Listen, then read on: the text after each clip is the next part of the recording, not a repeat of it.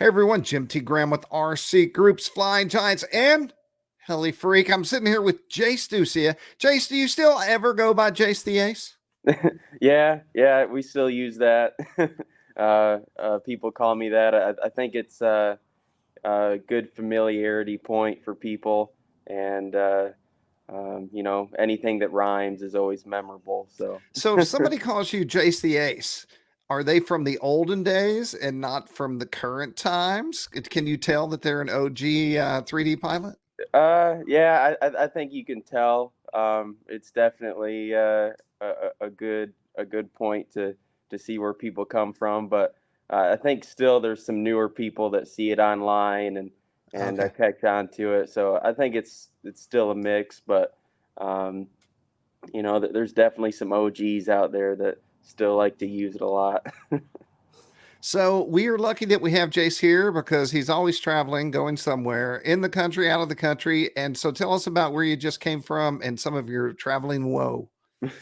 Yeah, so about a week and a half ago, we went to Great Lakes in Michigan, put on by the Weak Signals Club, just north of Toledo, and we had a great time. It was a good event. The field is great, very accommodating club, and a lot of the flex team was there. Kike and Josh came up from Florida, made the big trip, and we had a lot of the airplanes flying throughout the week and weekend. And um, yeah, it was a great event. And on the way back, we had a couple of troubles with the RV, just more precautionary things. It made the trip back home successfully, but we had. First of all, when the generator's not working and it's 100 plus degrees outside, that's no fun. So, So do you make have to go buy a generator? well, we had actually a good friend at the event that let us borrow one to use during the event. So we could get the air conditioning working and everything. So Okay. shout out to Aaron Johnson for that. But on the way back, was the tough part. The generator's internal with the RV. So when you're driving down the road, there's no Oh no.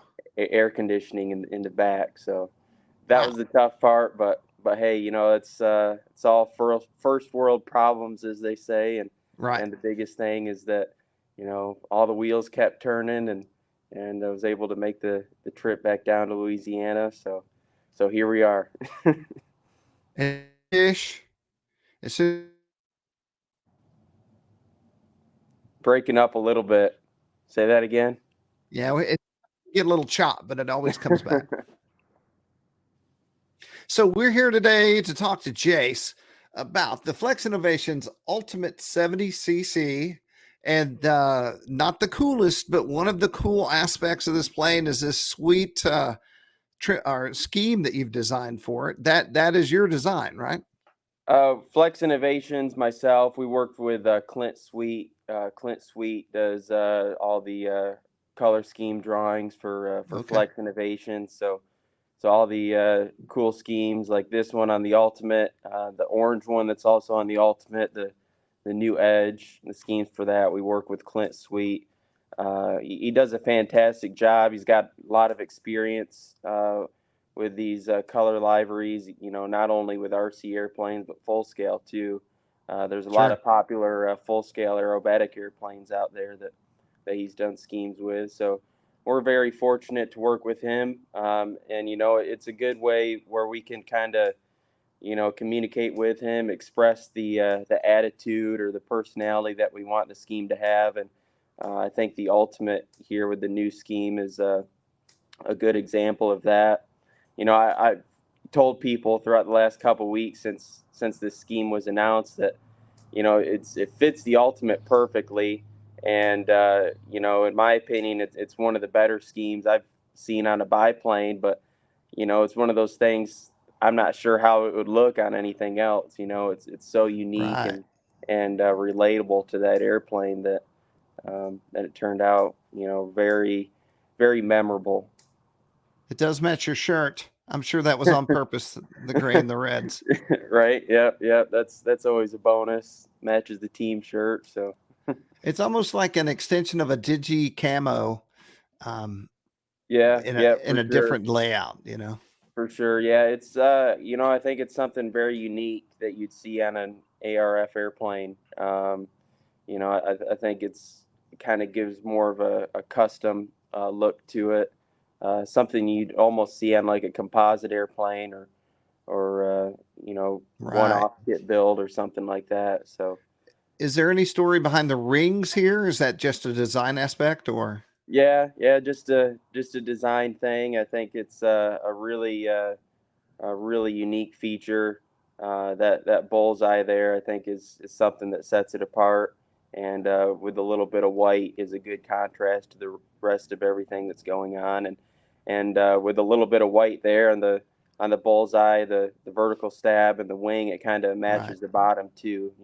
There's more white on the bottom for contrast. So one thing that Clint does really well is he's always good at both giving contrast for the top and bottom, but it brings the scheme together. The bottom's Right. not totally different from the top, but it's still good contrast. Different enough.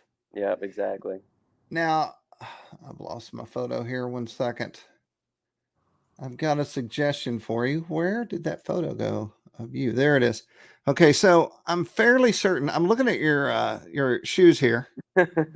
I'm fairly certain that you can now design your own iteration of these shoes. So I think you need to have scheme match shoes for big shows like Joe Nall, so you could have this scheme on your shoes. It's just a Yeah, thought. I like that idea for sure. I think that's an option. I think the company that makes those shoes offers some custom options. So I definitely like where you're going with that. Yeah, maybe by next Joe Nall. So we Oh have yeah, a that's plenty of video. Should time. we? I'm sorry. Go ahead. No, I said yeah, that's plenty of time to get that done for Right. sure. Yeah. Do you want to? Should we show the video of you flying this plane? Yeah, we can show a little bit of that. Yeah, I've got two Ultimates with me now. This one is the orange one, obviously, and in this video, it's got the DA70 um, with the Potenza 490-10 servos.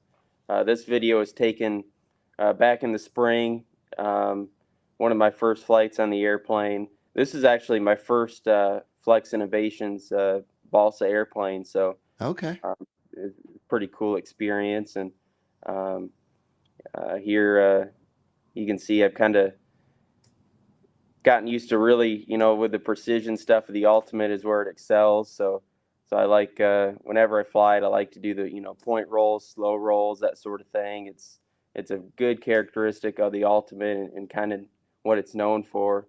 One interesting thing about this airplane and its design, this size Ultimate is very similar to something that Kike flew back in the TOC.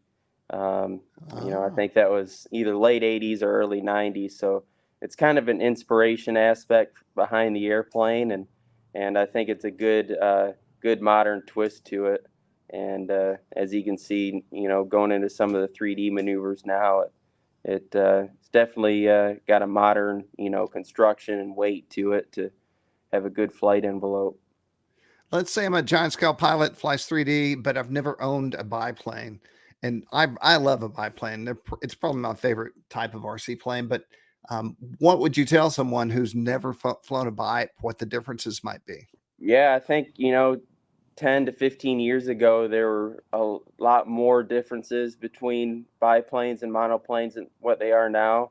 Before this year, I haven't had a lot of experience with biplanes, but what I found this year is, there's not a whole lot of differences. You'll get, a little bit of added weight. So I think that's the biggest and only thing I tell people is, some of the more aggressive stuff, you might feel it a little more, but the bad tendencies aren't really there anymore, with the modern designs and construction, with these Ultimates and Mambas. The bad tendencies, they aren't there. Inverted flying, inverted flat spins, inverted Harriers. They're really stable, just like a monoplane. I think some of the precision stuff. I think that's what some of these modern biplanes separating themselves with. Really? I think it's hard to beat them for tracking and clean lines. That's one thing that I was really impressed with, for And is sure. that because you have two wings and more control surface out there? Is that what's giving you more precision? I think that helps. I think another big aspect is the side area, the added side area. You know, Oh, not okay. only with the fuse design, but you know you have the interplane struts and there's a lot of yaw control too. You know, it's almost like a you know, almost gives a pattern plane feel to when you're doing point rolls or alternating slow rolls. You know, you don't have to add a lot of rudder. You know, the side area is already there, so Right. It's it's like really just another controlled. wing. Exactly. Yeah. Yeah. And you know, the as you can see here, the roll performance is pretty axial, so Yeah. um, it's a lot of credit goes to the design. You know, Um, I think the modern biplanes are something that everyone needs to experience, and the difference between the monoplanes, like I said, is just you know maybe a little bit of added weight, but I think you kind of make up for it in some other areas like precision, like I said. So it all boils down to you know how people feel with their flying style meshes with the airplane, and it's just another cool option for sure. Does a bike give you a better ability to harrier and stay in the air over a monoplane? Or since there's weight there, does it just kind of offset itself? You know, one thing I've noticed with the biplanes is the you know the pitch and tail authority during those post stall maneuvers. Um, you know, even in rolling harriers or you know quick positive waterfalls is another example. The tail authority is really incredible. So the like these rolling harriers here, you know, you can even go higher nose angle than that, and it's really Right. comfortable. So, you know, even with a little bit of added weight, it's you know the tail authority kind of offsets that weight a little bit. You can bring the nose up. Um, rolling waterfall is a good or a tight rolling loop. You know, basically the same thing is a good example.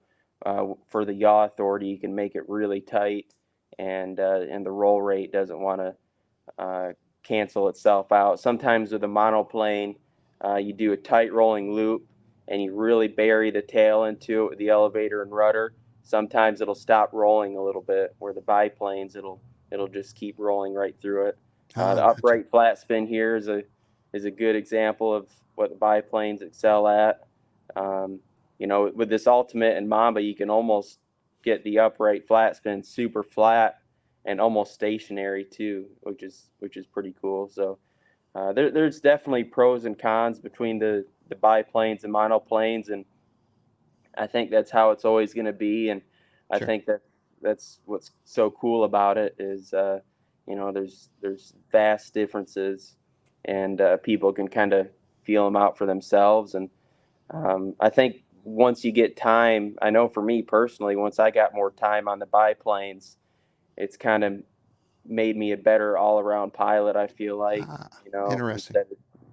instead of just flying the same type of airplane over and over again.